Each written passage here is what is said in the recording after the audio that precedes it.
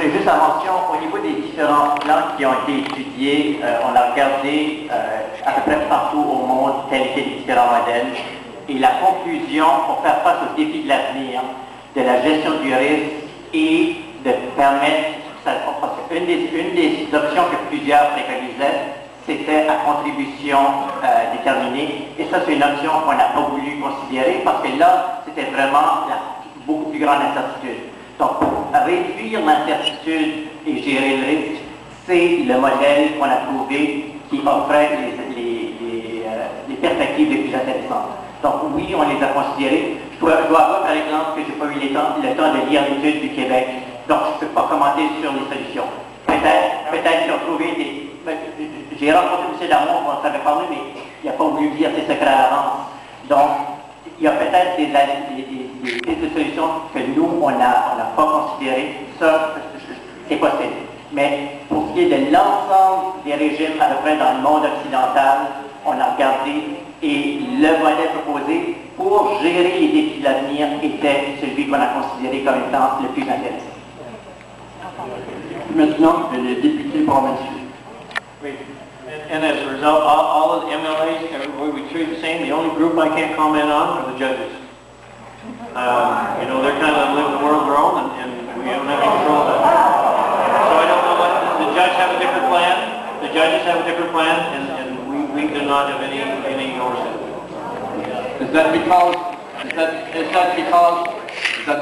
you may see a legal battle and that you won't have the justice on your side?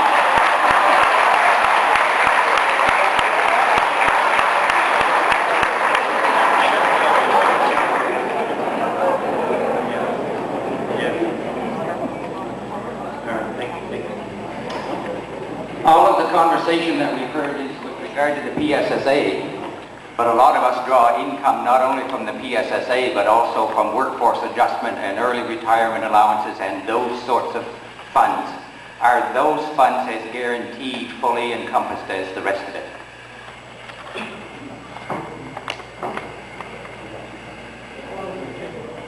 Yes, they are. Nothing will change from that. Thank you. Good afternoon. I am not a provincial government veterinary, but I still take an interest but have to do this province, and I'm amazed how there can be so many economic problems here in this province when you are blessed with so many resources, more resources than any other people, most of the people in the world have. But Minister you're basically the one person, but those economic problems about the pension funds, the causes lead back many decades. It's a folly and wrong decisions that have been made over decades, at least in the last 60 years in this province. And we have to look at the people that are involved in this pension fund. A lot of them, they are teachers, they taught the children, they educated them at colleges, at community colleges, and most of them, where did they go? They went away. They started working somewhere else. They paid taxes somewhere else. So there is one big problem that has never been addressed. Basically, New Brunswick, the taxpayers, and with the debt that is now incurred, they have basically financed economic activity in other parts of the world, in other parts of Canada. It's basically money being thrown away. But, well, as I say, one big economic opportunity that has been very much mishandled by successive governments. And one gentleman on the panel, Byron James, I understood he was Minister of Agriculture, Deputy Minister of Agriculture. One huge economic potential that has been basically thrown out the window is producing our food here. And that would mean at least an economic input into the provincial economy of between $6 and $7 billion. And from the $6 or $7 billion of economic activity, there will be lots of spin-off jobs, and there will be lots of tax revenue to the provincial government. And I remember there under Bernard Roth, we're talking about we have to get away from being doers of wood and drawers of water. Well, the more there's been talked about, exactly the opposite happens. You use the word for the Irvings, you know, and how much is their value added? Very little value added.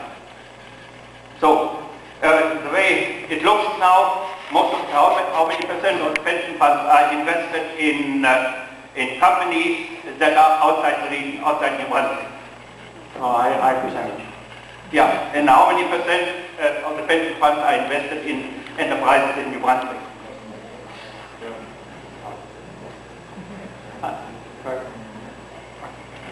It's a high percentage invested outside. It'd be somewhere around 2 to 5% inside the province. Well, but anybody who has followed the last 2 years the economic and political events, you know that the rest of the world is thrown to hell in a handbasket.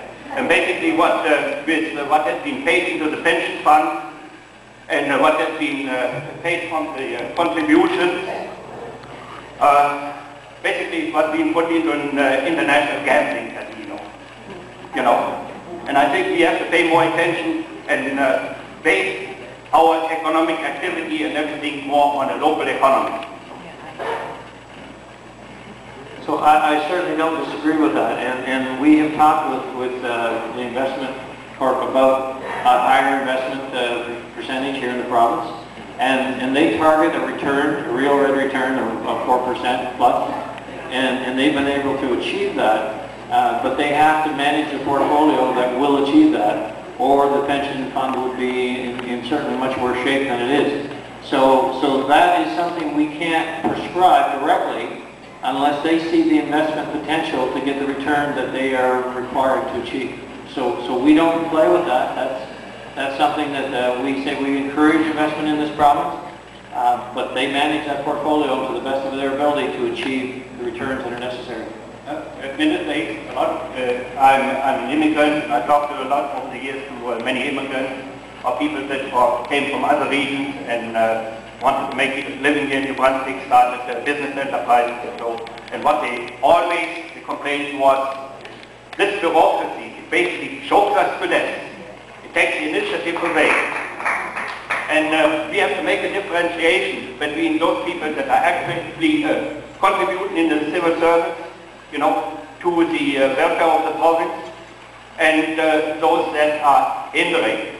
And a few years ago, the idea was being floated about putting all three maritime provinces together under one administration. And at the time, Alberta had about a population of a little bit over 2 million people before the P.S.A and this folly started out there, and about it was equal to the population of the three maritime provinces. But one figure that still stands in my mind, and that was the three maritime provinces had 28,000 government employees to administrate, whereas in Alberta they had only 14,000. As I say, we have to take a good hard look, but I think because of the demise of most of the productive part of the economy, the government wanted to make it up to create more and more civil service and public employees positions, you know. And this is now the big stone that's dragged around the neck of the retirees, you know, and around the neck of New Brunswick. So I take the comment. I think what I've recognized since I went in with quite a different attitude than I currently have. And the attitude that I currently have is the tremendous value that the civil service brings to this province. Now, I've seen what difficulty they have in delivering that service. I don't argue that there are too many, because yes, there are. For the size of this province, and you look at it across the province, across the country, we have too many employed by government. We have started a program, we started when we came in. We have reduced an average about 500 to 600 a year ever since we came in, where we reduced by 1,700 at this point. That's down from 53,000 down to just over 51 in a time when through an attrition model. And that's a program we're going to continue. And the importance of doing that is that every department has restructured through that process, so it'll continue, and it'll build upon that, and we'll continue to reduce. The opportunity that we have for civil service to deliver better performance is to provide more opportunity for them to independently put their best foot forward and deliver, and get some of the politics out of the middle of it. That is one of the biggest obstacles that prevent individuals from doing that. Regulating the pension fund that we have funded. Okay, and what I committed to the other night when we were in St. John in the afternoon, again last night in Fredericton, and we need to have a group, and whether that, and obviously I think there'll be members of the coalition, but aside who that would be, that could be a representative group, that we can sit down, go through more details about the presentation, answer more specific questions from individuals that would come through the coalition group, and then once we all have a clear understanding of the situation, then we map out a solution. So we're prepared to do that. I'm prepared to be involved with that personally, and we can get a result that I'm sure we feel will work for this purpose. And Minister, one supplementary question. You will allow sufficient time in order for that process to come to fruition and be realized, given that the legislation, at least some of it, from the enabling legislation, has already been passed.